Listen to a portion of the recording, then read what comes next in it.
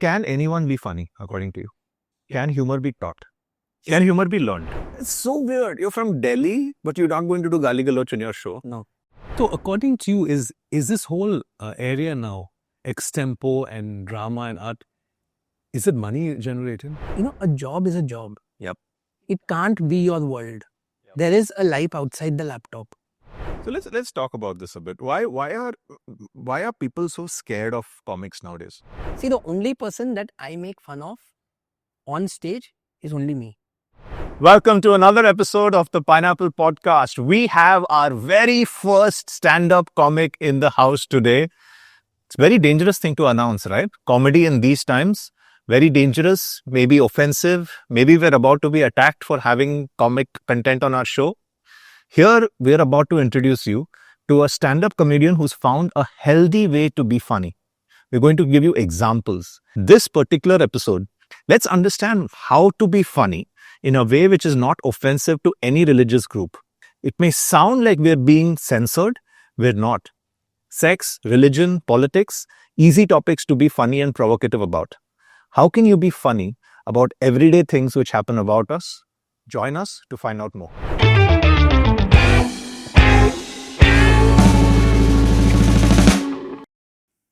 Pineapple Podcast is live once again for the very first time, and I am so excited about this. We have our very first guest who is a stand-up comic. You are going to be performing on the 31st of May. Is this your first mega show? Have you done a show of this magnitude before? No, not So really. tell us about the show. Where is it happening? So this is happening in Juhu, and it's part of the Tamil stand-up comedy festival that is happening in Mumbai. Only Tamil comics will show up. Only Tamil comics. Are you going to be Performing in Tamil. Performing in Tamil. It's going to be English and Tamil both. But most of the content, most of the jokes, which will be more relatable to a Tamil audience. I've seen your content. Most of it is very family friendly. I haven't seen you make.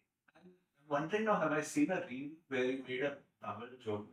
I haven't yet seen it. So, have you made content specific for the Tamil audience? Yes. Just for this show? So I've done one show before. So whenever I perform in Chennai, see, most of my shows are English Hindi. Okay. But when I perform in Chennai, I perform in English and Tamil. How difficult is this? So, Hindi, like for example, the easiest thing I can tell you is when you give a gali in Hindi, there's a different feel than you give it in English. I'm saying the same is true in Tamil.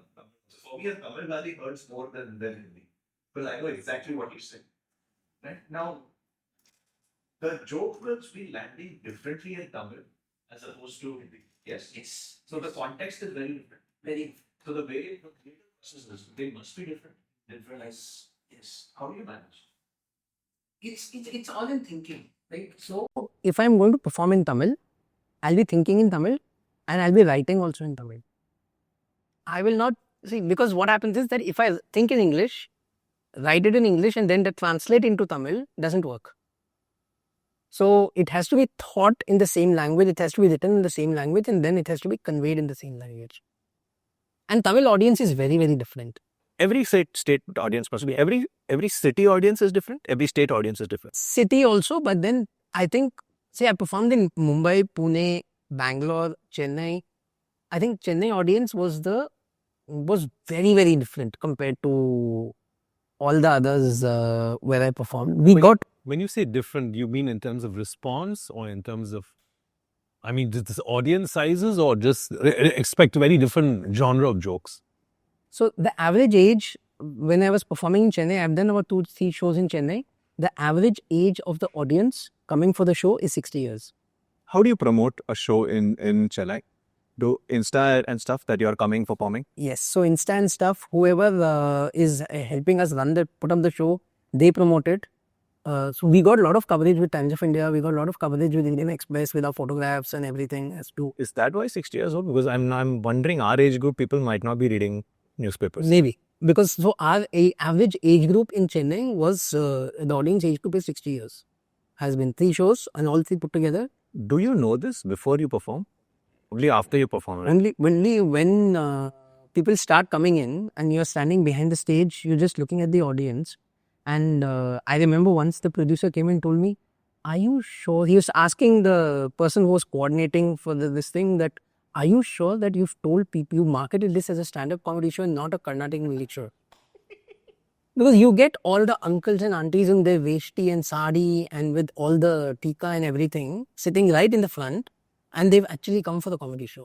So, are you performing with anyone who is not as healthy comedy as you?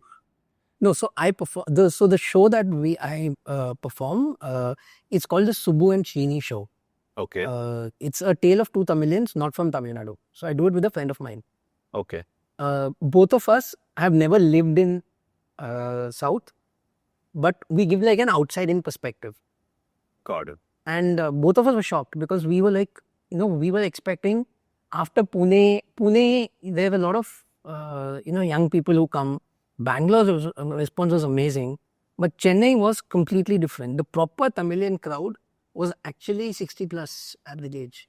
So then my next question is that the reason why I think how will normal jokes which which fly in Mumbai when I say normal I mean the slightly vulgar jokes, them taking a dig at people, making fun of people in general, how would these kind of jokes, you don't do those kind of jokes? And is this because you've seen that the kind of audience in Tamil Nadu who comes are the Veshti crowd, which it may not really fly with them, but maybe if you got younger Tamilians coming, they'll probably lap it up if you... No, because I'll give you an example. So there was this couple who had come to Chennai, and before the show in Chennai, we did a show in Bangalore. Okay. And Bangalore, the response was amazing. Initially, the producer opened with about 40 tickets. And after 3 days, he said 40 are sold, I'm putting up another 20. He said, okay, put it up. And after just 2 days before the show, he's like, I'm finished with 20. I can put maximum 10 more. So we had 75 people in the audience.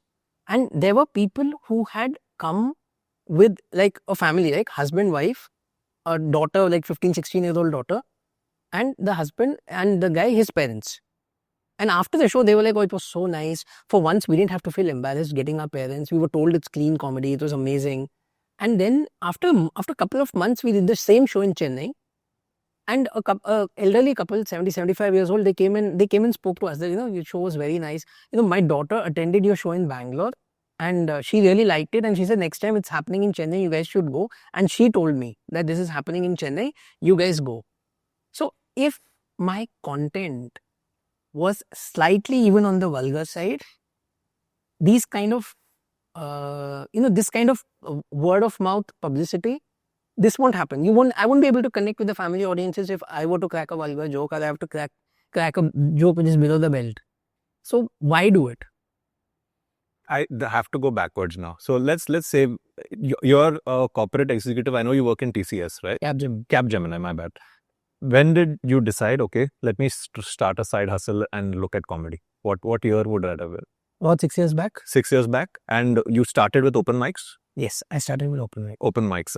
Tell us from there, what happened forward? So I started with open mics and... in Mumbai? In Mumbai. Okay. I started with open mics in Mumbai, and the first 2 years was a lot of travel here, going from one place to the other. Somebody would give you 3 minutes and I'm like, fine, I'll go. I'll come all the way to Juhu just for 3 minutes. So it was absolutely fine doing it. The flip side of it was that the audience, that I was somehow not able to build content on those, say, below the belt jokes or the political humor. I was not able to build. You tried? I tried. Okay. But somehow I myself had a feeling that I'm falling flat. Interesting. So I didn't, maybe I didn't try enough. Maybe I could have done that. But somehow I didn't get that comfort level doing those kind of jokes. So I said, fine, forget about it. Let me do what I can. So, just to add, I've attended some stand-up comic in sets in Mumbai. Car has a lot of them, and like you said, great content. Car has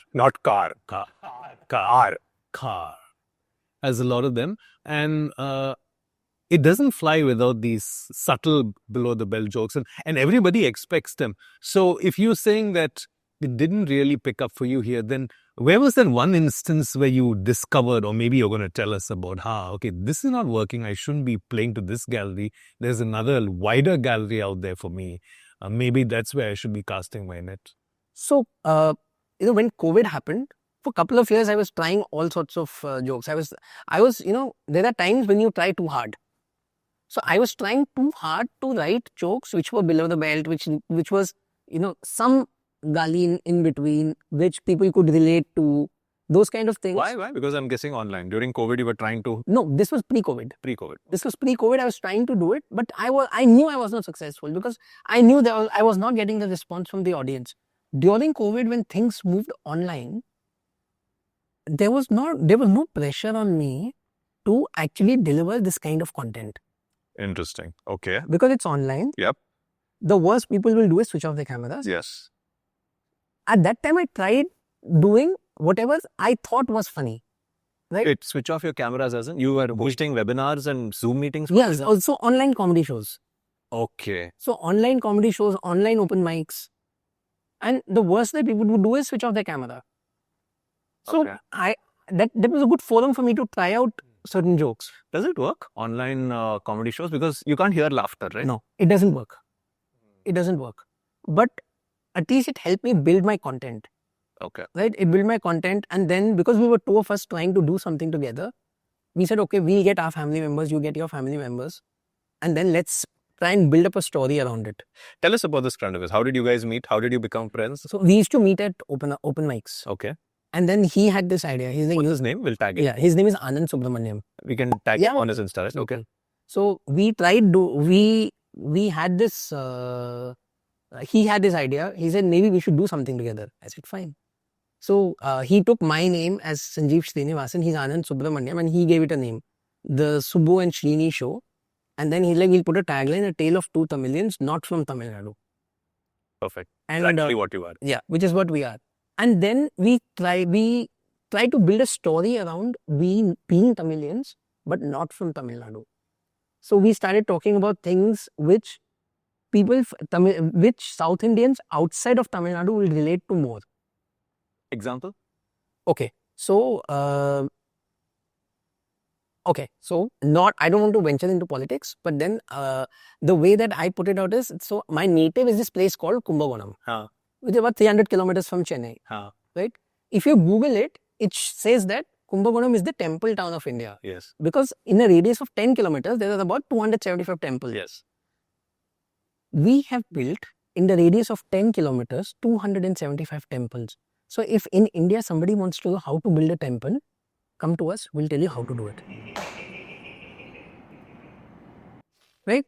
Those are the kind of, very subtle. Yeah. Very subtle.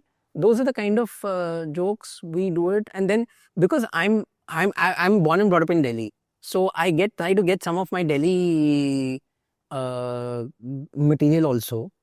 Where It's so weird. You're from Delhi, but you're not going to do Gali Galoch in your show. No. You're doing stand-up comedy, but you're not going to get personal or do any political attacks. No.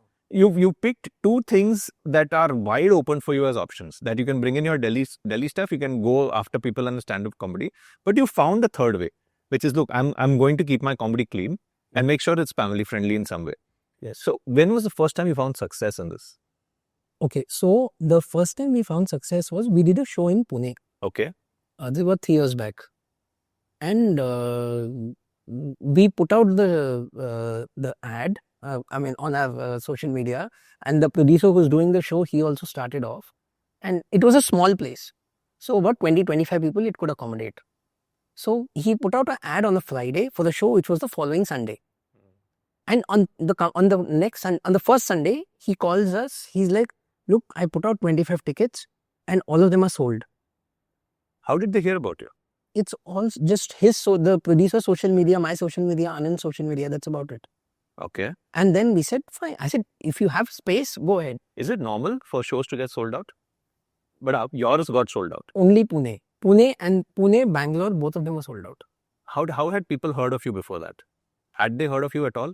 No, so it's all through our own personal channels. So it's advertised as, look, we know this person. He makes good, clean comedy. Come, you'll have some fun. Yeah. And the show got sold out. Yeah. Okay. But all the cards seem to have aligned on this day, because until then, like you said, you were getting very little traction. But then on this one day, everything just seemed to align, and you got it, because I don't think you got anything sold out before. All of a sudden, you had to increase tickets. Yes, that was the first time. That was the first time that we sold out anything. So What year was this? this was 2022. Okay, not too far ago. Okay. So we were like, because we said 20-25 tickets we'll put and even if we get 10, 15, 20 people, we'll be good. Sorry, I have to correct myself. You said you started 6 years ago.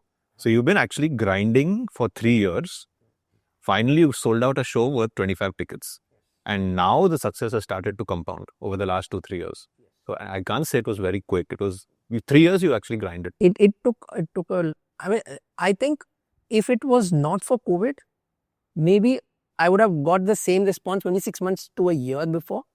Fair. But COVID kind of put everything on the back seat. So, which is fine. It's okay. Tell us about this Pune show then. So it was like 20 tickets sold off, and we said, no, fine, we'll put another 10. And so that was the first time that somebody was actually telling us that, we can't go beyond 10 because there is no space. He said, fine. He put up 10 tickets, and out of that, 8 got sold. Hmm. He was like, okay, and 28 people in the audience. And it turned out to be a very good show, and people appreciated it, and they liked the show. And he was the one who connected us with the person who helped us produce the show in Bangalore. The audience in the Pune show, were they all South Indian Tamil Brahmins?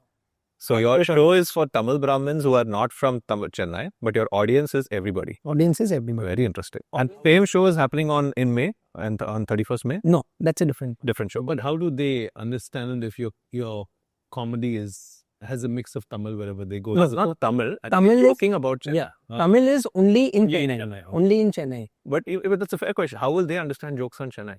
They will. See, because what happens is we don't really crack jokes about Chennai or about Tamil Nadu.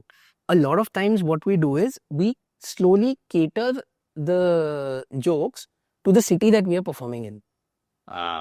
So if I'm performing in Pune, there is a bit of stuff about Pune. We'll do that research. If it's Bangalore, we will do that research. But mota people will understand, because I'll give you an example. So I talk about me being a Tamilian, not from Tamil Nadu. So I introduce myself to the audience saying that I'm one of those very few left outside of Tamil Nadu and outside America. This people understand. And I tell them, Tamilians outside of India don't want to come back to India, and Tamilians outside of Tamil Nadu don't want to come back to Tamil Nadu. And if it's Hindi, then I end the joke with saying that scene इतना बुरा है कि आज की date में अगर करण अर्जुन तमिलनाडु में बनती तो राखी बोलती मेरे करण अर्जुन नहीं आएंगे. So these things people will relate to, but I will not go do this joke in Chennai.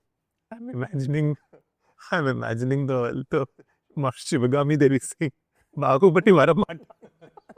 So I don't know why that came in my head. Okay, sorry, go ahead. So I don't do this joke in Chennai. Yeah.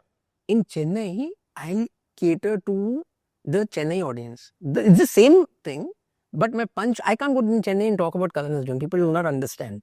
So I add, because I'm doing it in Tamil, I add a famous dialogue from, say, Shivaji Ganeshan, which people will understand. Yeah, makes sense. So what type of, where do you get your content from? What inspires you? Because, you've taken this route. Do you watch a lot of movies? Do you, to keep up with the current actors, person? Where do you get your content? What inspires you to So get content? I watch a lot of movies. Any language specific, genre specific? Hindi and Tamil. No English? No. Okay. I've not been a very big fan of English movies. Hindi and Tamil. And because I've lived in Bangalore for about 10-12 years, my Kannada is pretty decent. So did you start your corporate career in Bangalore? Yes. So, but you started open mics in Bombay? Yes. Why no open mics in Bangalore? The comedy scene is better in Bangalore, right? So, so in Bangalore, I wasn't into stand-up comedy at all. At all? No. So I'm a trained playback theatre artist. Really? So Where? In Bangalore. So I used to Dude, do... what I have... So how, background, how did that happen? At what year was this that you got trained in This background was theatre? in 2000 So straight after school. after college. So this was a passion. Yes. What did you perform in any plays? Yes. So I used to be a part of this group, and we did quite a few shows of proper playback theatre. Well, like playback theatre as an art form is that you call playing, people, na? no, so you call people from the audience Oh, it's okay. Got it. Okay. and they narrate a story, and impromptu. It's something like what we call improv these days. You have to act out that story what they are telling you, and if you are 5 people, you have to build your own characters, and then you get the feedback from the audience as to how real this was as to what happened in your life. In which language? English, Hindi. So it looks like arts is really where your heart is, right? Yes. So but you're an engineer, I'm guessing. No. What did you do? MBA. See, BBA, MBA. MBA. Okay. Very interesting. So theater. Why did you stop? I'm guessing obvious reason. Paisa nahi mil raha tha. Correct. Huh? Correct. But you must have had fun in this. This sounds like so much fun. I had a lot of fun. And then when I moved here in Mumbai, I tried exploring theatre as an art form. But honestly, in Mumbai, people take theatre very seriously. Because it's Bollywood, right? I can't possibly tell them I'll come only on the weekend. Understood. So, which is why I said, fine. I mean, I don't want to land up in a situation where somebody gives me a part and then I tell them that, okay, I'll come only on the weekend. Uska bhi kaam kharab karoon, apna bhi kaam kharab karoon. There's no point. When you say you were trained, what was it? How do you train for impromptu acting? No, so there was a proper workshop which was there for playback theatre, which was conducted in Bangalore. क्या होता है ये workshop में? This is very interesting. How do you teach someone impromptu stuff? So they don't really teach you impromptu stuff. They just give you certain tips and tricks to be stage ready. Example, if you can remember any. Okay, so my character, I'm going to play the character. Say I'm going to talk about cricket. Okay. When my father got me a new cricket bat, Okay. I'm going to talk about it. Okay. No matter what the story is, I will bring that cricket bat in.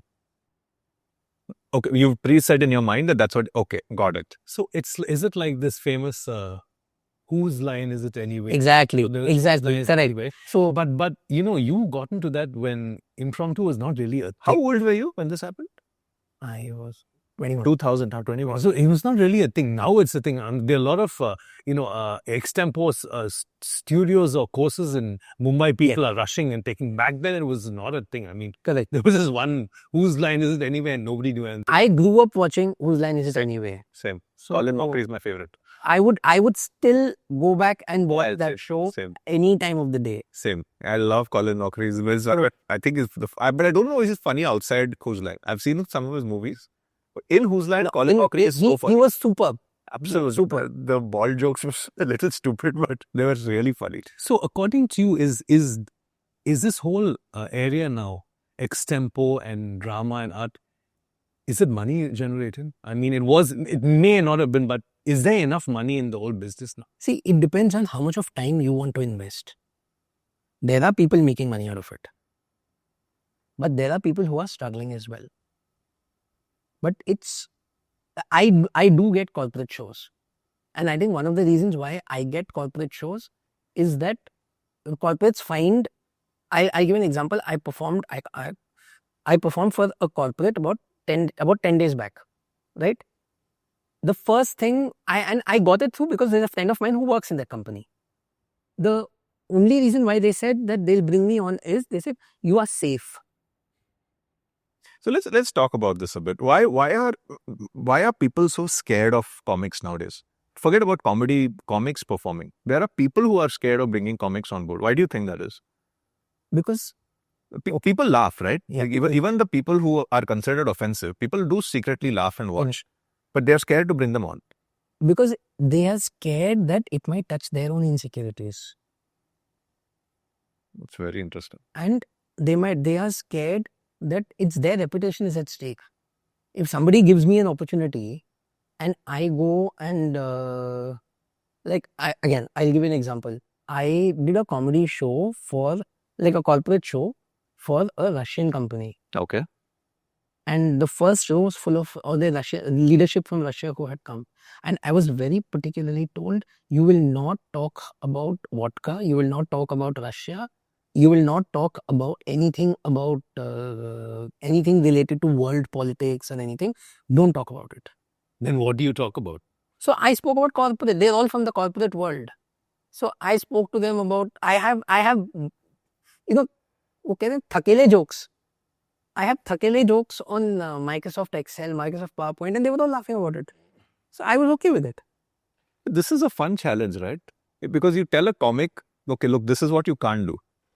So now the comic is immediately thinking, okay, so what's left? What's left? Okay, within this rule, I can do this much. Let's see if I can make them laugh.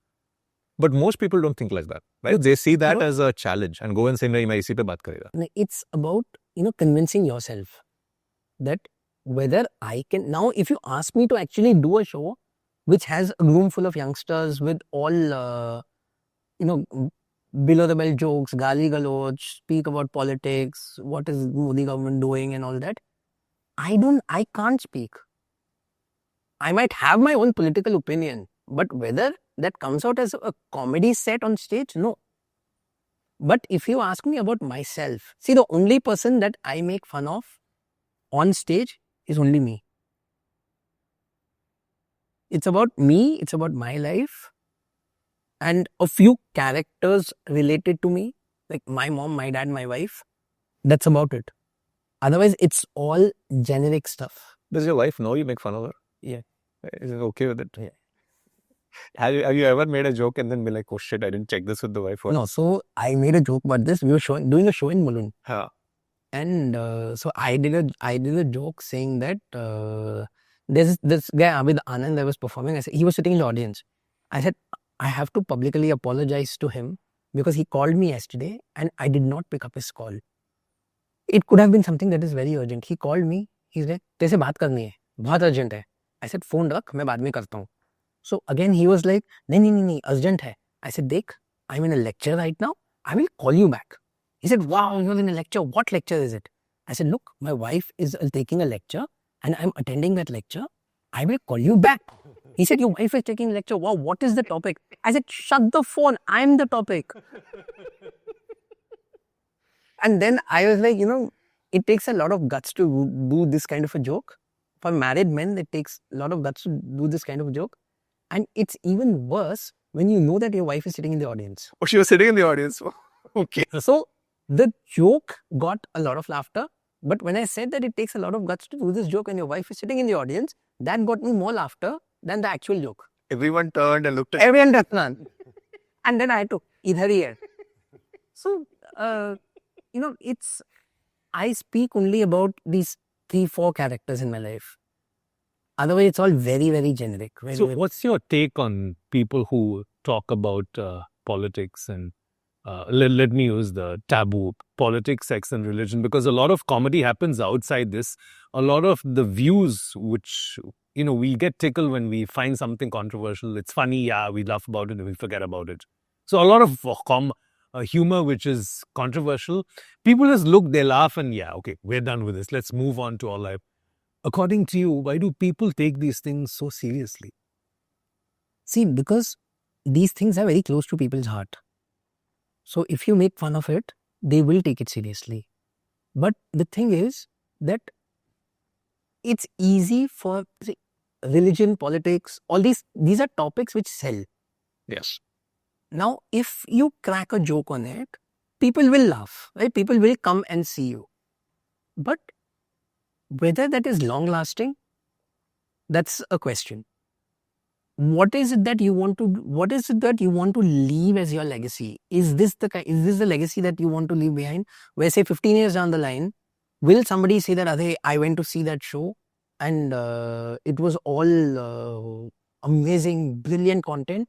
Or 15 years down the line, somebody will say that I went and saw that show and it was all about the government. It was all about government strategy. It was religion. It was politics. Right? People will not even see the attention span of such jokes is very small. So that is one thing. And the second thing is that if you're making money out of this, right? it's my own view that if you stand on stage and you're talking about religion, politics, and sex and all other things, you are making money at the expense of other people. Whereas if I'm going to make money out of this, I'm going to make money out of this at the expense of my own self. I will make fun of me. If people like it, fair enough. If people don't like it, they don't like it. How would you respond to criticism if someone says that, Sanjeev, you're just too scared to take on the government, or you're just too scared to make a joke about this? Being comedy should always be free and freedom of expression and everything. Yeah, so comedy is freedom of expression. So nobody has stopped me from not making jokes about comedy, of politics. Nobody has stopped me from making jokes about religion. It's my conscious effort to stay clear of these topics. Not because it's not fair. It's just that I don't want to piggyback on somebody else and build up my comedy career, because these things, see, religion, politics, sex, all these things were there for the past 100 years. Comedy has come in only now. That's very fair. Yeah. So you are actually piggybacking on something which is already there to build your own repertoire. Wasn't the original greatest comedy piece that take on religion, which went viral, where, oh my God, I can't believe I'm forgetting his name, one of the greatest comics of all time, the older man, white hair, he made fun of God loves you, God is this, God is this. Charlin. George Carlin, right? The most famous video is of him on a religious rant where he says this, but he loves you. And the audience starts laughing. So I thought that's where comedy kind of started, because people were like, oh, we can make fun of religion. We didn't know that. Oh, we can, like Russell Peters. In my mind, he became popular after that skit he did on India. Right? Because no one until then had made fun of Indians. Correct. And he did it. And everyone's like, hey, dude, that's true. We are like this. We do these things. Correct. So the more taboo the topic, isn't that a good fodder for comedy? Ki, oh, इसके भी बारे में मजाक कर सकते हैं. We didn't know. यार मजाक करने को तो किसी के बारे में कर सकते हैं. Right? But why is it that you have to touch others' insecurities to crack a joke? Fair. Go back into yourself, na? Touch your own insecurities to... see, I give an example. I'm a Tamilian. I'm born and brought up in Delhi. I have 10 jokes about people calling me Madrasi in Delhi. Because I'm a Tamilian, born and brought up, and they used to call me Madrasi. There's a friend of mine, he was from Kerala. He also used to get called as Madrasi. Because they didn't know the difference between, I say I'm a Tamilian, he's a Malayali. Are dono Madrasi hain yaar. That is what we used to hear in Delhi. Actually, on the Pineapple podcast, a few episodes back, we found out why that is. There is actually a historical reason for that. The entire South India was at one point governed by the Madras Presidency. Correct. So that's why everyone who is from the Madras Presidency was called Madras. Madrasi, correct. So that was the Madras Presidency. Oh, we didn't know that. We thought it was just racism. No. But, so, okay. So, see, those things, so I have always, I'm touching my own insecurities, because I never used to converse in Tamil when I was a child, except for at home. When I'm outside also, I used to talk to my parents in Hindi. Because why? All my friends are there. What will they think? Can you read and write Tamil? No, I can't. So, but if I use your same analogy, right? So we make fun of our own, right? So then people in India should be able to make fun of our own government, right? If I use the same logic, Russell Peters, being an Indian living in Canada, poked fun at Indians because he was Indian, right? So we should, if the whole logic is we should be we should be allowed to make fun of ourselves, then as citizens of India, we should be able to poke fun of our government. It's not like we're poking fun at America or UK, although that may be funny, right? So this should at least be accepted, because, to go back to, artists say this a bit, right? People say, what is the purpose of art? Art exists as a form of freedom of expression. They don't consider it as a form of, artistic drawing, right? So if art is a form of freedom of expression, then this is also an art. And so the very essence of cracking jokes should be on the basis, and I'm not saying this is actually part of it, freedom of expression, so people should be allowed to. He's saying he's allowed, he just doesn't want to do this. No, I don't want to do it. It's my own choice. But you don't oppose the fact that people do it. They should be allowed to do it. See, again, we live in a free country. Right. People have their own right to expression, right to free speech. If people want to use these topics to crack jokes, they are doing it, right? And the people who don't like it, they have their own way of taking action against people who crack these jokes, right? So, to some extent, I think there should be a bit of creative freedom that should be given, and not see some of these people crack jokes as jokes. They don't mean it. It's just a joke. So take it as a joke.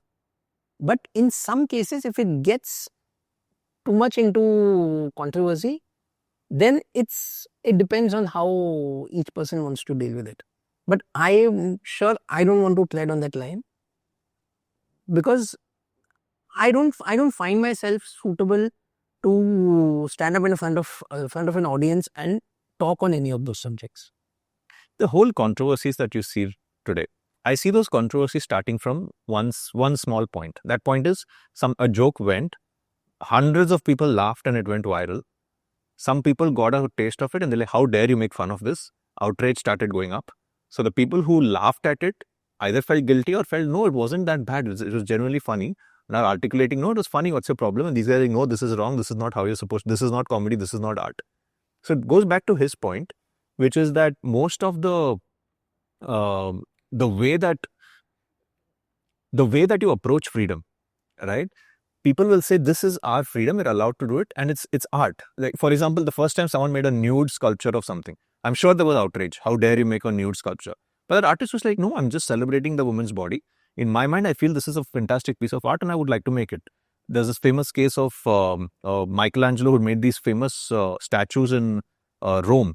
And one of the popes, I think Pius II or something, went around chopping off and covering it with a leaf or something, right?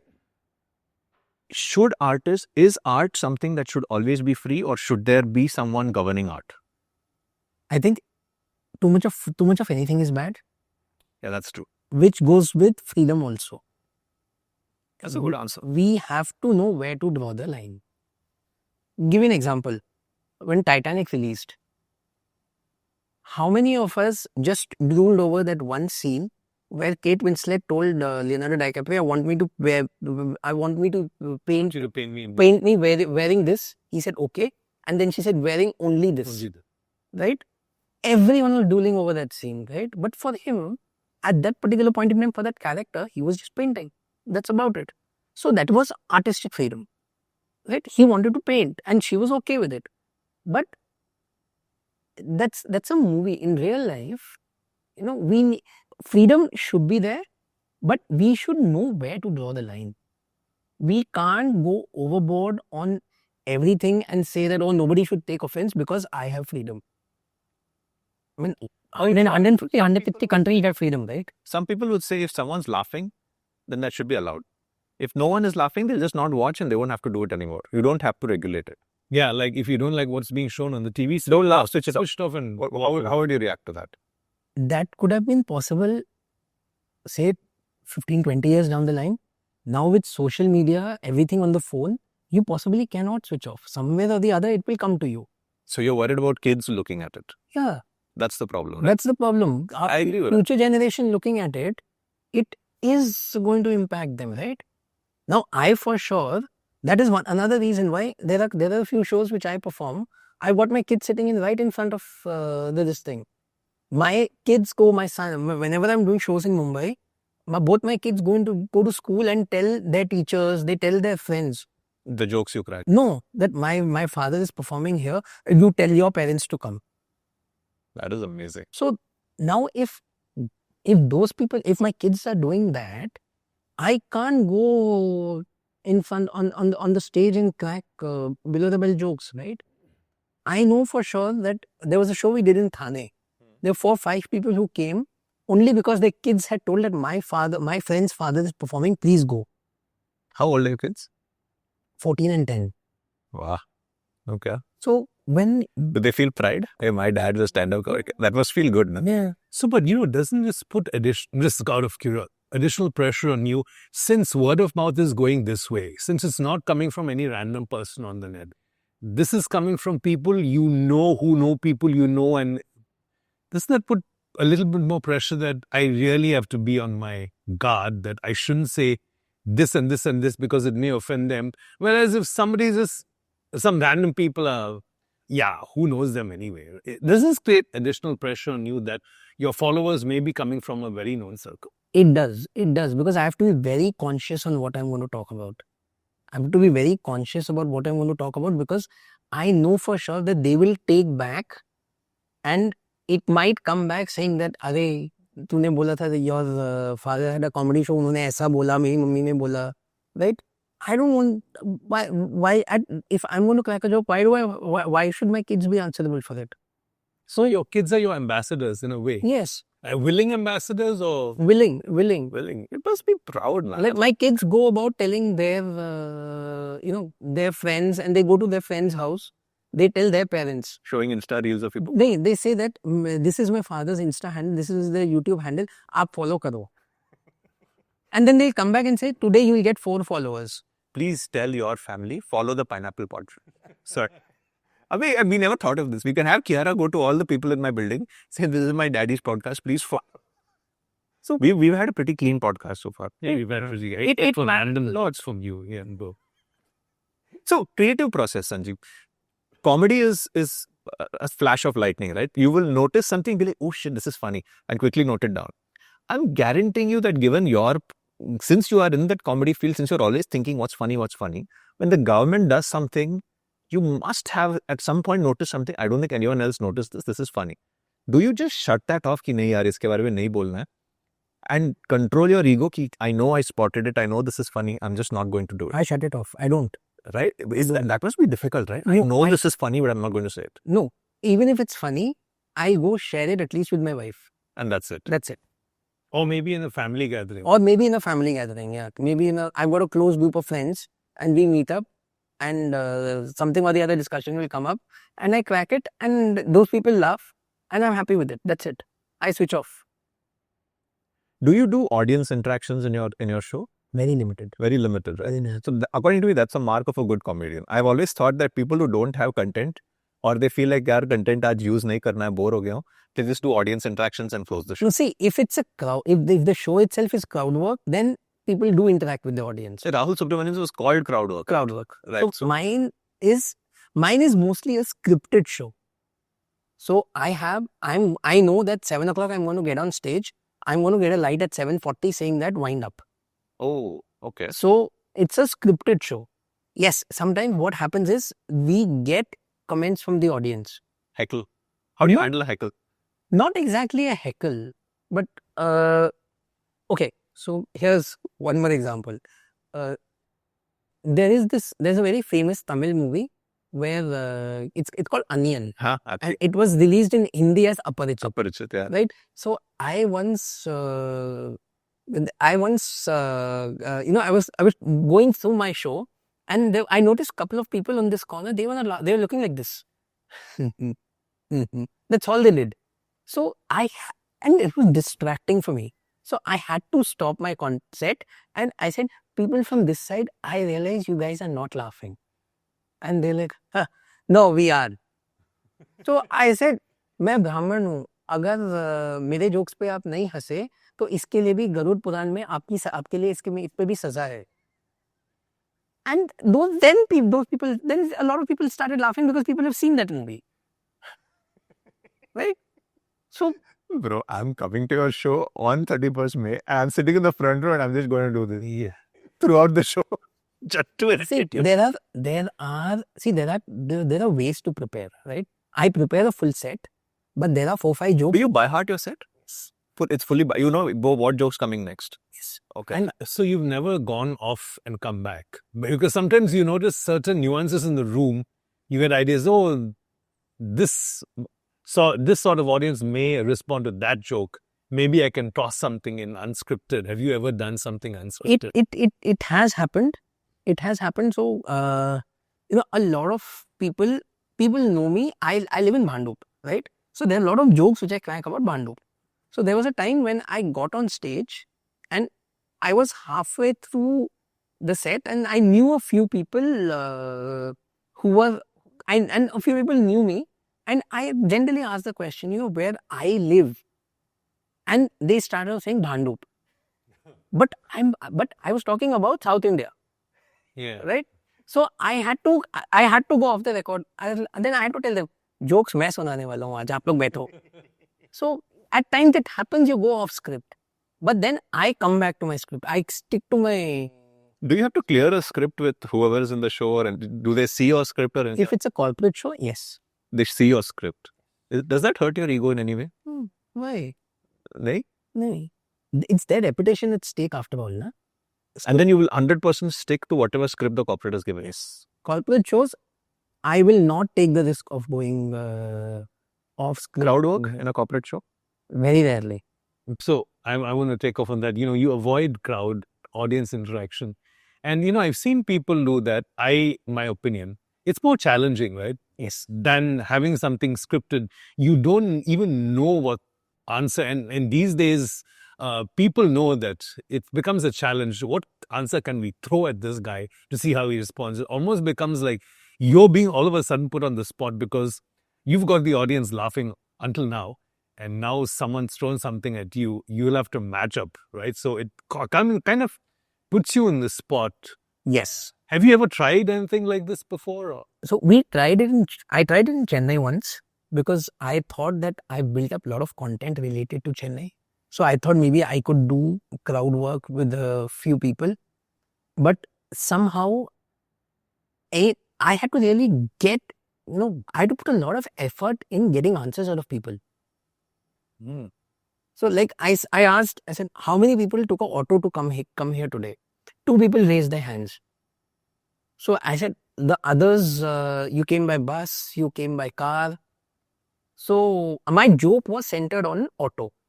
So couple of them said, we came by car, and others said, we stay close by, we just walked. I said, so only you two came by auto. So they said, yeah. I said, okay, so you are the only ones who are below poverty line at here.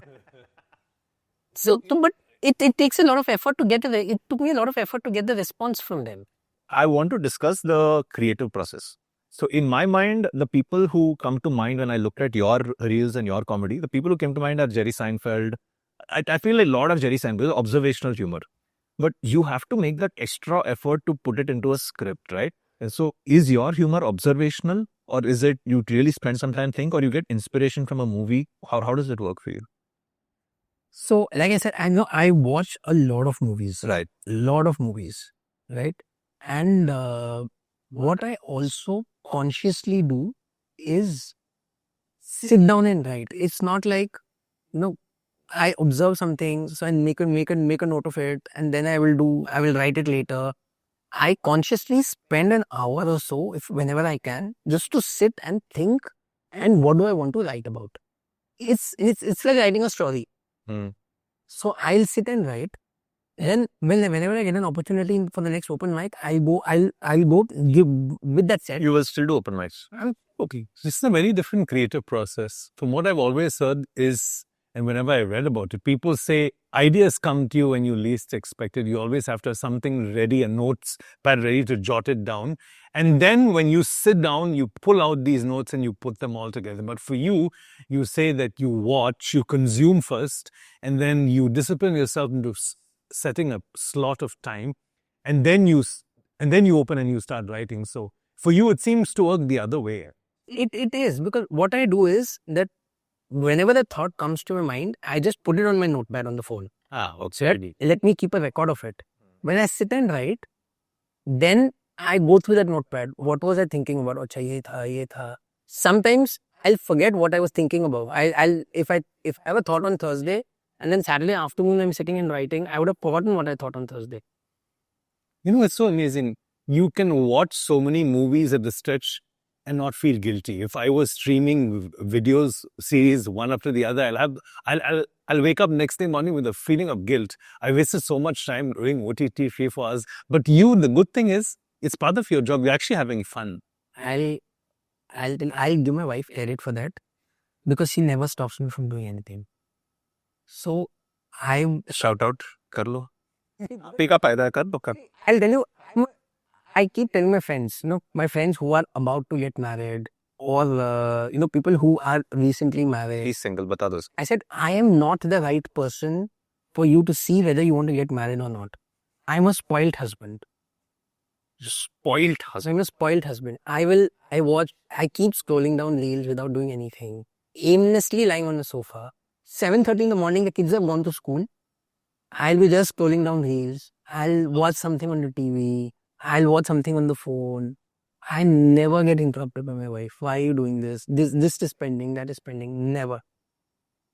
So I'm able to at least, then I'll sometimes tell her, I'm going to sit in the afternoon, just sit and write. So if I'm doing that, I'll never get any listing from her that ये करना है, वो करना है. She'll be like, अच्छा लिख रहा है, लिख. Oh my God, she doesn't say you've already been sitting so long, so why are you still saying? Never. So you are still employed. Comedy is not 100% of your time. No. Will it become at some point? See, I'll tell you right now, I'm in a very happy space where this is something that I do to follow my passion, Okay. but there is something else that is taking care of my bread and butter. Yes. So there's a word in Hindi called bhokal. So because I'm not doing this full time, वो भौकाल है. जिस दिन मैं ये full time करने आ गया ना, वो भौकाल चला जाएगा. It's very fair. How much money can you make in these shows? In a sold out show of 25, I'm guessing there's a cut to the studio. Yes. In sold out shows, unless you perform in like say a St. Andrews Auditorium or a Shanmugananda Hall, then you don't make much of money in these shows. Corporate shows, yeah. Corporate shows you can look How much on an average, without disclosing how much you charge if you don't want to? anywhere between, I would say, for a 40-45 minute show, you can make easily about say 35 to 50K easily 35 to 50K for for the 45 minutes 45 minute show in a corporate world. in a corporate world. And how many corporate shows can you do in a year? See, you can. As in, do you do in a year rather? For me, I don't do more than 2 shows a month. You do 2 shows a month. That's pretty good. Not more than 2 shows a month because I don't have. Every month you get 2 shows? No. Okay. But there are times when I get 2 shows, there are times I get 1, there are times when I don't get any. But average in the last year has been about 10-12 shows. So, which I'm okay with. Because this is not something this is something I'm doing. कहते हैं ना कीड़ा होता है कुछ करने का. This is what I'm doing as a passion. This is not something that is going to pay my bills. This is not my bread and butter. So I still have my day job, which is my priority. And for you, corporate shows is Bombay only? Or will you travel for a corporate show? I've done corporate shows in Bangalore. They will pay for your tickets, you pay for your tickets. They'll pay for your tickets. And on top of that, 45-50K. No, so again, the commercial model is very varying. Okay. The commercial model is very varying. Sometimes they'll give you some money and then they'll be like, you take care of your travel and everything. Sometimes they'll be like, we'll pay for your travel also, and then apart from your travel, we'll give you this much. So it's case by case basis. There's no one size fits all commercial model. Just want to know your idea about this, right? So, when you grow up, you're told what to do because, like you said, it will put food on your table, and then your passions, sometimes they coincide, sometimes they don't. For a lot of people, they don't. So people just give up the passions and do this. And then for a large number of people, you get married, you get kids after 50, 55, everything is sorted. Okay, now you leave this and then you go follow your passions, right? Now, in today's world, there are people who try and do the hustle, right? I've got one job, which is putting food on my table, and now I follow my passions on the weekend. Your favorite questions show. Since I'm so passionate about it, the energy comes, it's automatic. Do you think this is the norm going forward, that people will have to dance with, juggle with multiple balls? Before he answers, no? Guys, listen, there's something you have to do. He's asked this question 11 episodes so far. So, cut, copy, paste all 11 times this question has been answered, and we'll make one video out of that. I know him. I need to know you. Because he's an artist. He's an artist. He's an artist. I won't know his side. So, there are 2 facets to it, right? One is something that is paying my bills, and one is for my passion. Now, I think increasingly what we need to also understand is that, a job is a job. Yep. It can't be your world. There is a life outside the laptop. But at the same time, you need to be true to your job because that is what is helping you put food on the table. Here's a nice idea for a comedy skit. Life outside the laptop. हमें credit देना, but you can take it. Life outside the laptop.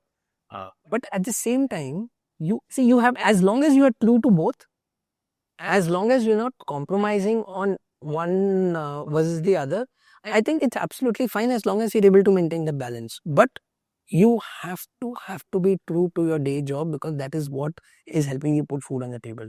I will never, if I have a review on a particular day, and if somebody tells me that there's a comedy show, and if it's even if it's a corporate show where they are paying me, I will turn that down. You will. Okay. Because this is what is my priority. This is what is putting food on the table. I have to be true to it. So that's Monday to Friday, right? Weekends you avoid work as can you avoid, what is your designation right now in Capgemini? So I'm a portfolio manager. Portfolio man. Do you have to work weekends? Does it get intense? Quarter end is very hectic for you. Anything like that? See, there are cycles. There are. Okay. There are cycles, but invariably weekends though is completely not work. They will never unless it's a matter of life and death. They will not call you on the week. Does Capgemini ask you to do pre-shows for them? No. So okay. So I have to bring that Toastmasters angle into this, right? Because I've been a part of the club for about 6 years now. Right. And a lot of my content are a part of my speeches. Oh, okay. So you tested on that audience first. Very, very, very clever. So whenever I come out with a show, there'll be one club member who will call me, "Arey, ye to wo speech mein tha na tera."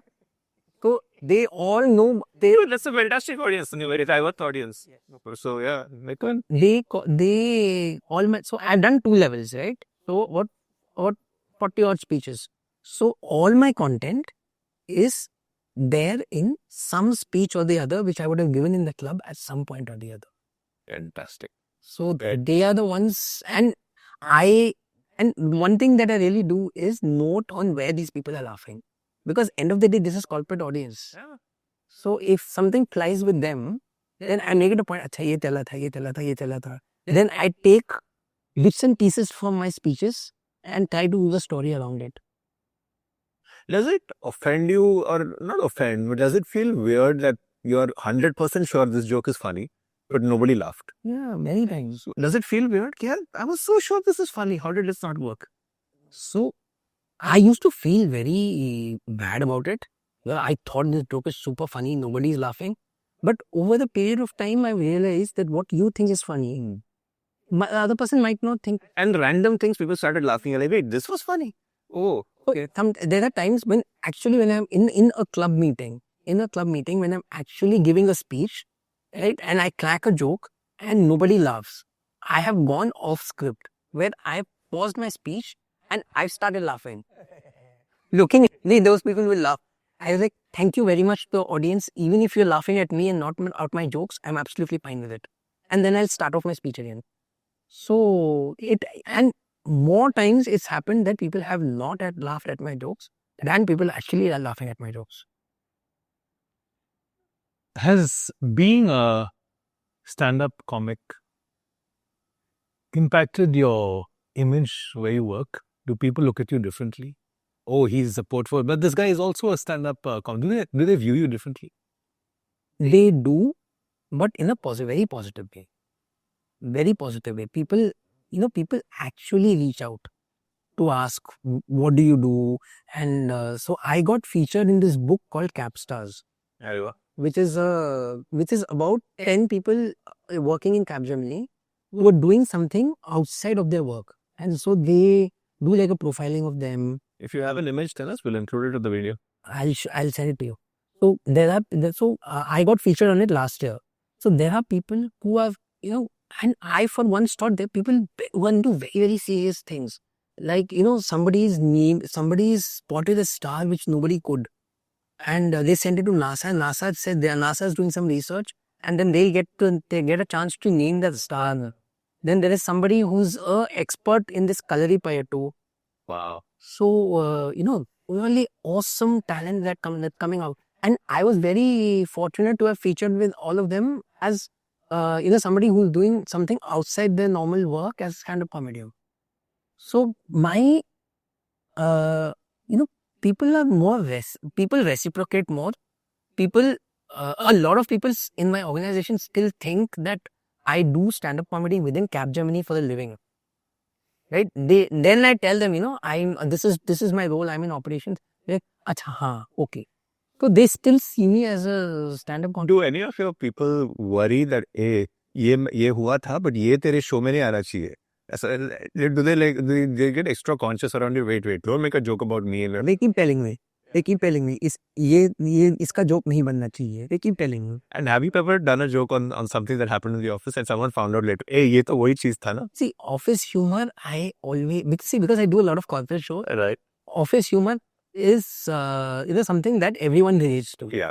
So there's an expectation when Sanjeev walks into the room with a lot of people sitting there that at some point of time in the discussion, How do you he's deal going to with that? crack this up. How do you deal with that? There must be pressure on you to always be funny. Right? Crack us up. So they think that I'm going to crack a joke somewhere or the other. हाँ.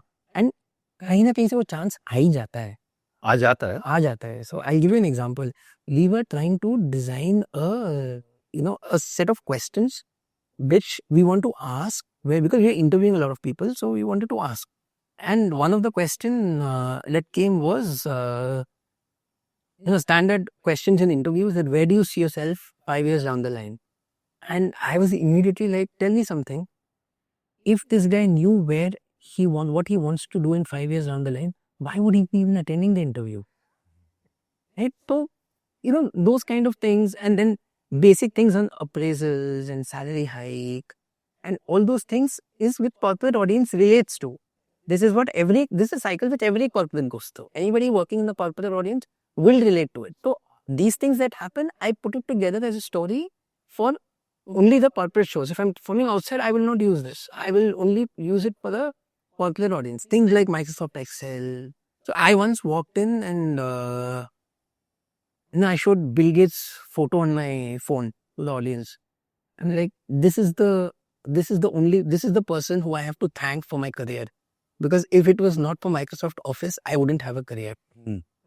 Right? And people started laughing because all of them knew. They all work on Excel, they all work on PowerPoint. And I have very specific jokes on Microsoft PowerPoint, Microsoft Excel, which people who work in and day out, they will very clearly relate to it. So like people who work on Microsoft PowerPoint, Microsoft Office, we all seen those colors, right? Colors. I openly go tell them. Like there's International Men's Day. That's on the 17th of November. I didn't know. So I got called from, I told you about the Russian company I found for. They were celebrating International Men's Day. So they called me. I said, we all are celebrating International Men's Day here. But how many of you work on PowerPoint? Everybody was working. I said, you've seen the colors? They said, yeah. I said, those colors were designed by a female. Because there are 7 shades of pink in it. No man on the face. See, men understand 50 shades of grey. We don't understand 7 shades of pink. Nope. Right? So these are small jokes which I took a moment. 50 shades of grey, 7 shades of pink. that people relate to. जोर से हंस लो. That was funny. So what people relate to. Again, I have these small jokes on Microsoft Excel, VLOOKUP, all those things. VLOOKUP as in we will look up. No. So But ये आता था. Yeah. No, my VLOOKUP joke is like, there's this movie that released Archies, which had Shah Rukh Khan ka beta, kisi ki beti and everything, and my son was watching it. And he said, look, Shah Rukh Khan ka beta hai, to Shah Rukh Khan apne bete ko industry mein le aaya. Kisi aur ki beti hai, wo log usko le aaye. So all these film stars are creating a platform for their own kids. What are you doing for me? So then it made me think that I should do something for my son. No. So I sat with him for 3 months. After 3 months, my wife was going out. My wife told him, जाके bread लेके आ. And he sat in front of the laptop. And my wife is like, तेरे को bread लाने बोला, laptop के सामने क्या कर रहा है? ये मेरी चप्पल नहीं मिल रही, VLOOKUP लगा रहा हूँ.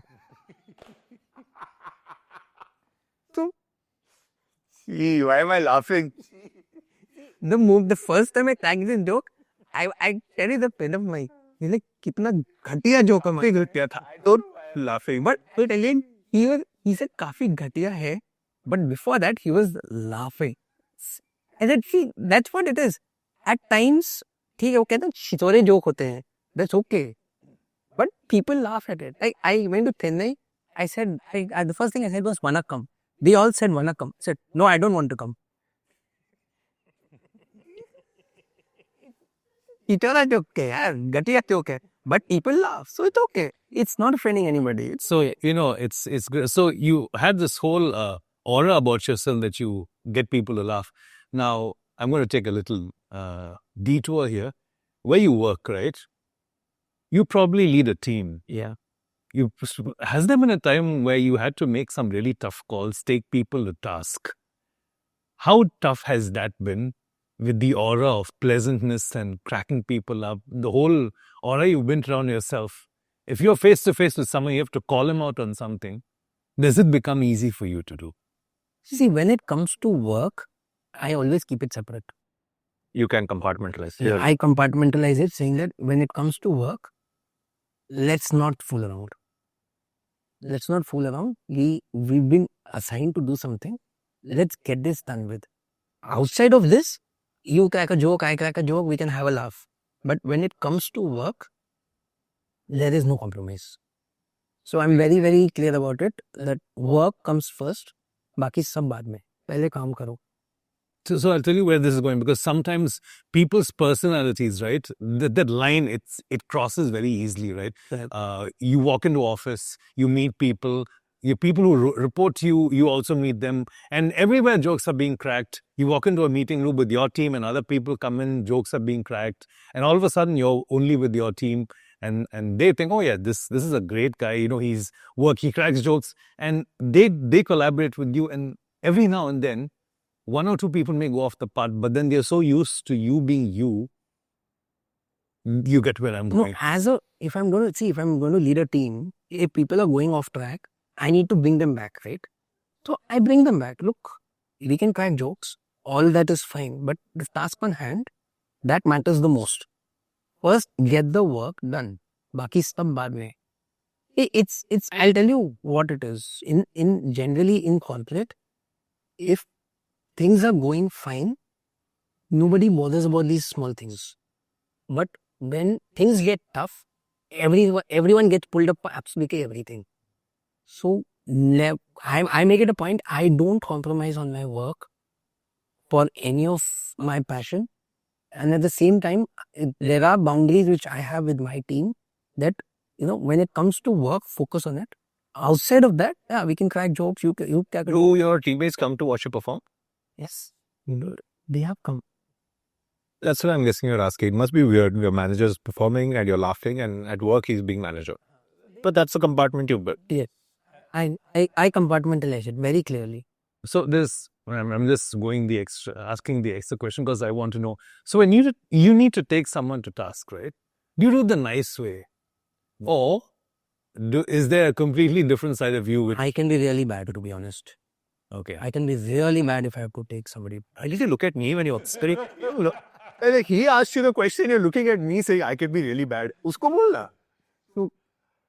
I won't say like that hard taskmaster, but when it comes to work and whatever timelines, whatever quality of work, I can be sometimes. I sometimes feel that I'm sometimes very mean, very, very mean.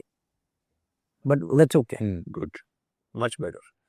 I looked at randomly meri taraf muda yaar. It made no sense. Okay, I want to end on this. So, can anyone be funny, according to you? Can humor be taught? Can humor be learned? Let's forget that. humor can be learned, but it's about how. You see, humor can be learned, but you have to be prepared to fail on stage. That is very important, right? You have Forget stage. Someone is just wanting to add humor to everyday conversation. Can they learn to be funny? What's the easiest way to be funny? consciously humor ढूंढो ना. Consciously humor ढूंढो करना क्या है? Then see, we in our day-to-day conversations, and this is something which I learned in school. Right? So there was this friend of mine. He cracked a joke. He's like, the teacher called me an outstanding student. Good for you. He said, because I always stand outside the class. Right? ये दो हम सबने सुना. See, this is just so the same way. There's a friend of mine. He called me. He like, can you pick me up at 5 o'clock? I said, no, I have a back pain. Am I laughing? So, ढूंढना पड़ता है. So I think he's already given you the answer, but I don't think you're ready to accept it. What? You have to watch hours and hours of OTT, which means you'll have problems. Because you play hours and hours of video games, now you'll have to watch hours and hours of OTT. I'm funny, bro. You are not. I'm very funny. I can still watch 4 movies at the same time. 4 अलग-अलग channel पे एक देखूंगा, इधर add आएगा उधर जाऊंगा, उधर add आएगा इधर जाऊंगा, इधर आएगा इधर जाऊंगा. I still do that. So let's see the range of your Bollywood. Gunda देखे हो? Gunda? Starring Mithun Chakravarti. पुराना वाला ना. And so that's the lowest that I have got with respect to that. That might be the worst best movie I've ever seen. No, so there was another Mithun Chakravarti movie that came that was called Dalal. I have not seen this. This I have never watched. Dalal is worse than Gunda? Worse. Okay, I will watch Dalal tonight. Maza aayega. And what is the best movie that you saw for comedy? Mine is Avara Pagal Divana. I thought that was a fun. Sunil Shetty's Subha, Anna, Yeda Anna, Chota Chhatri, Paresh Rawal forgets names. And I would never laugh. Agreed. That was Avara Pagal Divana, and another one which I really liked was Welcome. Very funny. I agree. Nana Patekar has comic timing. I didn't because I always see him being so serious on a Khamoshi that he didn't know he could be funny. He was high. I just love Welcome. It was very, very good. And Anil Kapoor being Anil Kapoor. Anil Kapoor being Anil Kapoor. I think I really... I agree with that. Right? Well, because apart from Hindi, I still think I watch a lot of Tamil movies. Tamil, funniest movie, Mori. Yeah. Yes. That was too funny, bro. Recently I saw a movie, Kadalika Neramindai. I'm not seeing it. I'll check it out. Good. It is, it's not a funny movie, but it's like something which was, like, there's some movies which are like the feel-good movies. So, I liked that. And then Vijay Sethupathi, I like all his movies. There's a Malaysian movie, The Pineapple Rosario. See, just sharing the time. I'm telling you, it is epic. You must watch. It's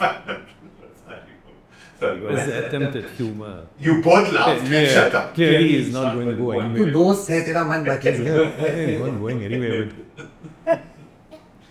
Oh man, it has been an absolute pleasure. Can you believe we've been speaking for 2 hours almost? I know. It is an absolute pleasure, sir. Wish you all the best for your upcoming show. I will be there. I'm going to purchase tickets and be there because you didn't give me anything free. But I will be there for sure. I will bring the family actually. And you are welcome to come as well. Great having you on the Pineapple Podcast. 31st May. 31st May. Are you in town? I think I'll probably be. But I will try my best. I'll bring the wife, I'll bring the kids, and we'll come and have some good fun. If you guys are free, we will post a link. And I don't know if the tickets will be sold out by the time this episode comes out. But 31st May, venue? 31st May, venue in Juhu.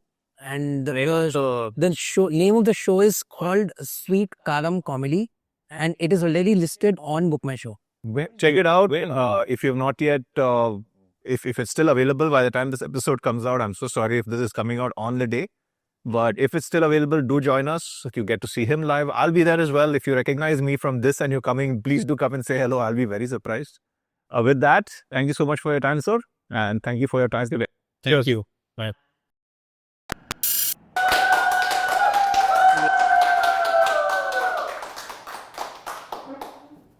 Good evening, everyone.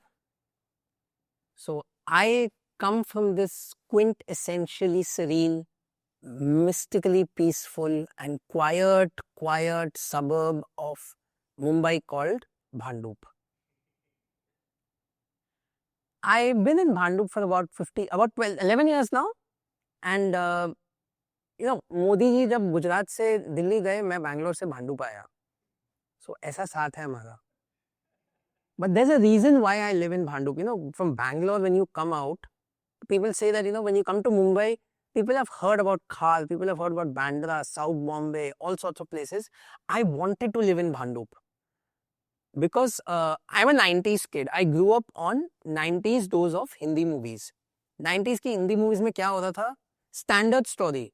2 smuggler हैं और पूरी movie में दोनों एक दूसरे का माल लूट रहे हैं. And invariably somebody will call, hello boss, Robert का माल आज रात को 11 बजे आएगा. किधर? भांडुप में. So I wanted to live in Bhandup and see ऐसा क्या माल मिलता है भांडुप में. And I used to randomly get out at night. घूम रहा हूँ रोड पे, कुछ तो माल मिलेगा. 11 साल में आज तक कुछ नहीं मिला. But one thing I started realize, one thing that I started knowing, right, roaming about and looking for mal, is I got to know the road names in Bhandup. And I felt very bad. My self-esteem took a bad hit. So low that right now my self-esteem is somewhere there. See, when you go to other places in Mumbai, what are the road names that you hear? St. Cyril's Road, St. Michael's Road, Lamington Road, Pedder Road. Chakachak naam hai na? You know the road I live in Bhandup, what's the name of the road? Village Road. So I stopped responding to people. They ask me, where do you live? I don't say Bhandup. They say, where do you live? I say, below poverty line. Another thing which I noticed was, when you have these traffic signals, all 4 roads, उसको चौक बोलते हैं. Like, बड़ा नाम रखो. In Bhandup, there is only one signal like that. कुछ बड़ा नाम रखो. सरदार वल्लभ भाई पटेल चौक, महात्मा गांधी चौक, जवाहरलाल नेहरू चौक, कुछ बड़ा नाम रखो. In Bhandup, people have not made any effort to name these signals also. The name of that chalk is called Sonapur Signal. I did some history, why it's called Sonapur. Apparently, about 50-60 years back, that used to be the prostitution belt for Mumbai. लोग वहाँ सोने आते थे, इसलिए सोनापुर नाम रख दिया. और आज की डेट में वहाँ पे एक शमशान भूमि है. आज भी लोग वहां सोने ही आ रहे हैं. But all that is fine. All that is fine. I can accept it. One thing that I'm not able to accept in Bhandup is we don't have any malls in Bhandup. 2 malls थे and both are on the verge of closure. See, because एक तो मेरे को लगता है ये naming conventions बहुत गंदे हैं भांडुप में. See, if you look at somewhere else, you see the mall names. Lower Parel में है Palladium. क्या चकाचक मॉल है Palladium. Thane has Viviana. Then there is In Orbit. Such नहीं चकाचक नाम है. भांडुप में 2 मॉल खुले थे. उनमें से एक का नाम है मैग्नेट. और ऐसा मैग्नेट है जिसकी चुंबकीय शक्ति से कोई अट्रैक्ट नहीं होता. And the second one is called Dreams. See, this Dreams mall ना ये तो highlight है भांडुप का. This mall is virtually on platform number 1 of Bhandup station. आपका एक पैर प्लेटफॉर्म नंबर 1 पे हो सकता है, एक पैर भांडुप मॉल में, ये ड्रीम्स मॉल में हो सकता है. But if you Google about, होता है ना सिटी में टॉप 10 हॉन्टेड प्लेसेस, है ना. If you Google Mumbai top 10 haunted places, मैंने सुना है this Dreams Mall is also haunted. So मेरा एक दोस्त है Gaurav, he's my childhood friend. We've been together like since class 3, class 4. So we both were coming out of, we got down in Bhandup and I told him main road पे जाना है, ये mall इसके अंदर से निकलते हैं और उस तरफ मेन रोड पहुंच जाएंगे. He said ये तो haunted है. I said फटाफट निकलते हैं ना, छोड़ 9 तो बज रहा है रात को. So we went. We are halfway through the mall and I hear this somebody shouting, बचाओ बचाओ बचाओ मुझे बचाओ. And this guy supposed to be my best friend, वो सारा भाग गया आगे. He didn't even wait for me. And I see this lady coming from this side running towards me in orange sari. I took hold of her hand and I started running. ठीक है, उसको पकड़ के ऐसे भाग रहा था मैं. एंड बैकग्राउंड में ना DDLJ का थीम बज रहा है. एंड मैं भाग रहा हूँ, उसको लेके बाहर आया मैं उसको, एंड उसको वहां बस स्टॉप पे बिठाया. And this guy Gaurav is standing with me. And I told him, भाई, एंड इतना तो भाग के आया, सांस चढ़ जाती है. आई टोल्ड हिम, इसको पानी पिला. ही सेड हाँ. आई सेड इसको पानी पिला. ही सेड किसको? आई सेड ये यहाँ बैठी है, इसको पानी पिला. एंड ही सेड उधर कोई नहीं है. And I looked at him, I said ये बैठी है ना इधर, इसको पानी पिला. एंड ही इज लाइक, भाई उधर कोई नहीं है. And he is telling me, तेरे को दिख रही है? I said, हाँ मेरे को दिख रही है. He said, थोड़ा दूर रह तू उससे, तेरे को कुछ हो गया तो. Now he is my best friend. He is supposed to help me come out of this situation. देखो, तुम्हारी जिंदगी में ना एक होंगे अच्छे दोस्त और एक होते हैं बेस्ट फ्रेंड. अच्छे दोस्त वो होते हैं जो आपकी ज़िंदगी में तब आते हैं जब आपकी ज़िंदगी में प्रॉब्लम हो, आपको प्रॉब्लम से निकालते हैं और फिर चले जाते हैं. जो बेस्ट फ्रेंड होते हैं ना, वो आपकी ज़िंदगी में तब आते हैं जब आपकी ज़िंदगी में कोई प्रॉब्लम नहीं होती. फिर आपकी ज़िंदगी में प्रॉब्लम आने का वेट करेंगे, फिर अपने आप को उस प्रॉब्लम में डाल लेंगे और फिर तुमको बोलेंगे भाई मेरे को इसमें से निकाल. बट जैसे तैसे ना उसको रफा दफा करके मैं घर गया. And I told my mom, you know Indian moms are very cute, and you all believe that mothers are, a lot of my friends say mothers are God on earth because God can't be everywhere, so he created mother. I absolutely agree. Mothers are God on earth till they become a mother-in-law. उसके बाद मेरी माँ में माता आ जाती है. So I went home and I was telling my mom, मेरे को ना ऐसे भूत दिखी, बहुत घबरा गया मैं, ये वो. And my mother has a single solution for everything. She just slapped me. She's like, सुबह 9 बजे तक सोएगा यही होगा, सुबह 5 बजे उठा कर. And I was like, इससे क्या लिंक है? She's like, सुबह 5 बजे उठा कर. And then she opens the newspaper and shows me, देख दुनिया में क्या हो रहा है. And the headline is about the war, Russia versus Ukraine. And I was like, हाँ, Russia is attacking Ukraine. Putin ना सुबह 5 बजे उठता होगा रोज, इसीलिए इतना काम कर पाता है. Okay. Another thing about Indian moms, एक चीज तो they think that you have to get up at 5 o'clock in the morning if you have to achieve anything.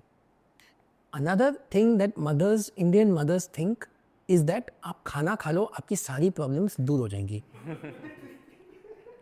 A friend of mine came home, he is going through a very painful divorce. ठीक है, तो वो आया and उसकी बीवी भी आई. Now, imagine the situation. I know both of them. Me and my wife, we know both of them. They both are not talking to each other, but they both are sitting there and we are supposed to make conversation with both of them. And this lady and my wife asked us, so how are you both now? कैसी चल रही है? And this lady responds back to my wife. She's like, सारे husbands ना Covid की तरह होते हैं. Same virus, different mutation. And they both are talking, and my mom came, and this guy went and he hugged my mom, and my mom is like, and my mom should have pacified him.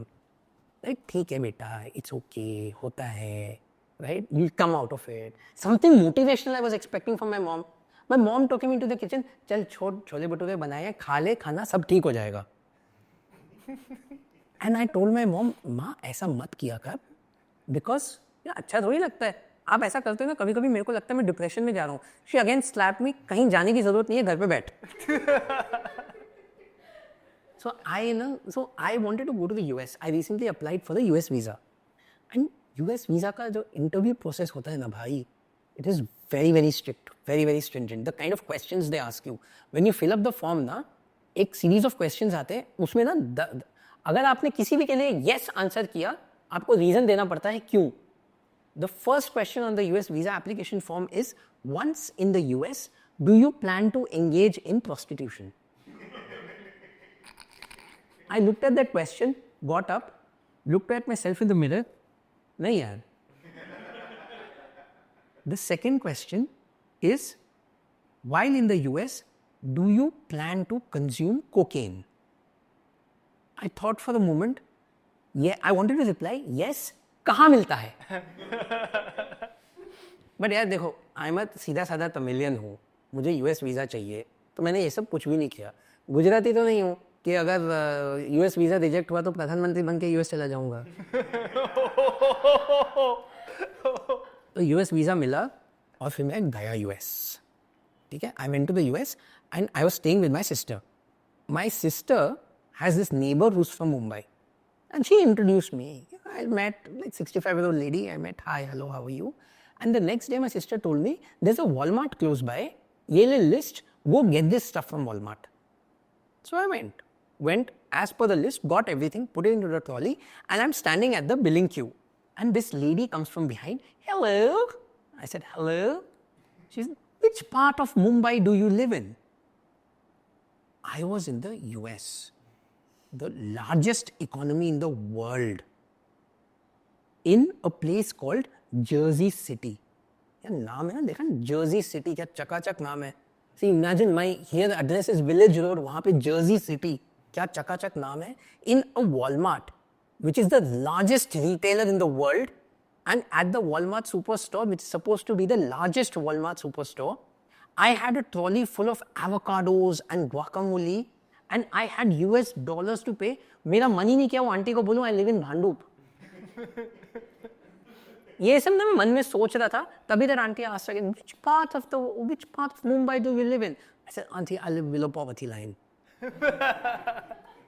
Another reason I went to the US was, in November, my aunt, Masi, my Masi, she stood against Donald Trump for the US president, for the US president elections में. ये digest कर लो, लोगों को समझने में time लगता है. See, South Indians will understand, right? Gujaratis, they say anywhere in the world, Narendra Modi is Mota Bhai. Then for all South Indians, Kamala Harris, anywhere in the world she is our Masi. Why shouldn't it be? See, there's a different schools of thought. Right? One school of thought was that if Kamala Harris wins, then it's the woman, a lady ruling the world, literally. Right? The male chauvinist side was like, अच्छा भी औरत हम पे राज करेगी. The feminist side was like, yes, more girl power, you go, ये वो फलाना धमकाना ढिमका ढुमका. मुझे कोई फर्क नहीं पड़ता. If Kamala Harris would have won. I'm married to a South Indian woman. I'm used to taking instructions from a South Indian woman. Kamala Harris मेरा क्या बिगाड़ लेगी? But I went to the US, and then when I came back, right, ये US का ना वहाँ के हवा में कुछ अजीब सा चीज़ है. People, no matter for how long you go to US, when you come back, you change. I went to the US for 3 weeks, and जब तक मैं यहाँ पे था, लोग पूछते थे, what is your name? I swear my name is Sanjeev Srinivasan. Once I came back from the US, people asked me, what is your name? I said, my name is Vasan. Srinivasan. Sanjeev Srinivasan. I am that James Bond from Kumbakonam, which is 300 kilometers from Chennai. But see, I'm a Tamilian. I'm born and brought up in Delhi. I've lived in Bangalore for quite some time, and I've been living in Mumbai here. But my Delhi roots don't really leave me, right? So when I feel very intrigued when I see here restaurant में जाके menu card में देखूं कि there's a drinks menu. It says small 30 ml and large 60 ml. I don't relate to any of that because हमारे दिल्ली में small का concept नहीं होता. It's large, पटियाला, वो बना यार देखी जाएगी. And I had this, when I was growing up in Delhi, my role model was Daler Mehndi. I wanted to be Daler Mehndi, right? You will never see a guy. If you ask kids, what do you want to be? Somebody, I want to be the CEO of Google. I want to be some technical architect. I want to be an astronaut. I want to, be some फलाना दिन का बड़ा high post. Delhi में किसी को भी पूछो, कोई नहीं बोलेगा.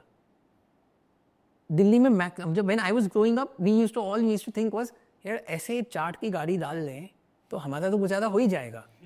And then Daler Mehndi comes, so we all moved up the value chain. So there was this bana ya dekhi jayegi movement, and I was dancing. To say that I was drunk would be an understatement. To say that I was sloshed would be undermining my own capabilities. So I was drinking, I was dancing, right, on Daler Mehndi. And somebody caught hold of me. ऐसे मेरा हाथ पकड़ा. And I said, and Delhi वाला I said, हाथ छोड़, तू जानता है मेरा बाप कौन है? हाथ कैसे पकड़ा? तू जानता है मेरा बाप कौन है? And this guy responds to me, हाँ जानता हूँ. I looked aside. It was actually my dad trying to hold me from falling. But, I'll close out with one last joke from Delhi. Another thing we don't do in Delhi is, we are very judgmental people. हम लोग we judge people to non-living things also we start judging, right? So this car called Nano, right? The moment Nano came in, all Delhiites thought ये थोड़ी गाड़ी है. So we don't regard Nano as a car.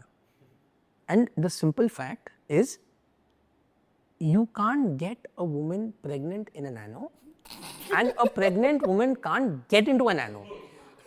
What is the point of having a car? And one more, this thing was that there was recently a survey done by the government of India which said one question: could you please give your honest opinion about food shortage in the rest of the country? And the survey was a big failure. Because in a lot of states in India, people did not know what please meant. In few states in India, people did not know what honest meant. In some states, people did not know what opinion meant. There are a lot of places in India where people still don't know what food meant. There are a lot of states which are doing so well that people did not know what shortage meant. When they came to Delhi, we didn't know what the rest of the country meant. So thank you very much, guys. Thank you very much for your time.